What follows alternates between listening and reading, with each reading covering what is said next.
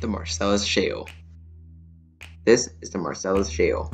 Located in the eastern North America, this gigantic geological formation contains approximately 84 trillion cubic feet of natural gas, along with 3.4 billion barrels of liquid capable of powering the United States for decades to come. The Marcellus Shale could potentially hold up to 500 trillion cubic feet of natural gas, which would make it the second largest natural gas field in the world. From 2,000 to 9,000 feet below the surface, these rock formations with thickness from 50 to over 300 feet traps natural gas due to extremely low permeability. The low permeability and high porosity of the Marcellus Shale prevent the gas from escaping to the surface. But how did they form? To answer this question, we must date all the way back to the Devonian period, 390 million years ago. During this time, the Earth was flourished with corals and aquatic vertebrates. However, what really contributed to the natural gas form in the Marcellus Shale was the late Devonian extinction, one of the 5 massive extinctions.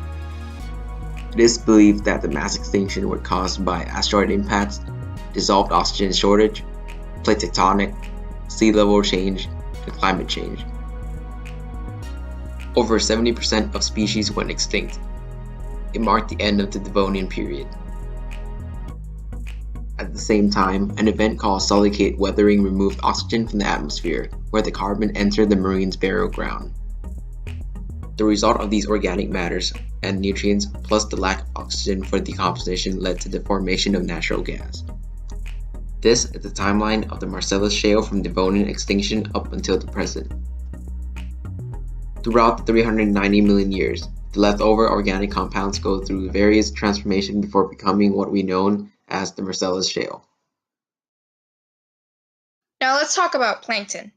Plankton, marine plankton specifically, are made up of 50% or more protein with 5 to 25% lipids and less than or equal to 40% carbohydrates.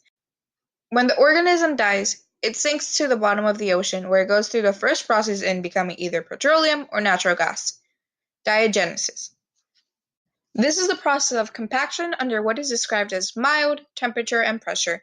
In short, the sediment which covers the organism is saturated in water and high in minerals.